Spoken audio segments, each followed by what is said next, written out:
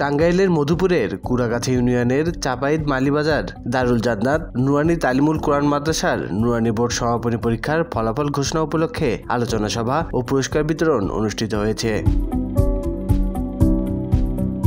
28 December শনিবার সকালে দারুল জান্নাত নুরানি তালিমুল কোরআন মাদ্রাসা নিজ প্রতিষ্ঠানে এই আয়োজন করে।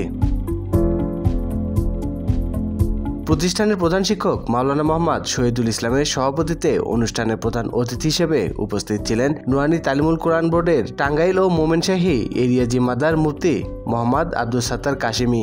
বিশেষ অতিথি হিসেবে উপস্থিত ছিলেন পিরাজপুর বাজার মাদ্রাসার মুহতামিম মুফতি রায়হান খলিল, নূরে মদিনার কুঠালপাড়া মাদ্রাসার মুহতামিম নুরুল আলম, জামিয়া ইসলামী মাদ্রাসার মুহতামিম দেলোয়ার হোসেন, মালিবাজার মহিলা মাদ্রাসার প্রধান শিক্ষক মোহাম্মদ মিজানুর রহমান, উক্ত প্রতিষ্ঠানের সাধারণ সম্পাদক ও উপজেলা স্বেচ্ছাসেবক দলের সাবেক যুগ্ম আহ্বায়ক মোহাম্মদ গোলাম মোস্তফা ফকির, কুড়াগাছা ইউনিয়নের যুব দলের মোহাম্মদ সাইফুল ইসলাম সহ আরও অনেকেই।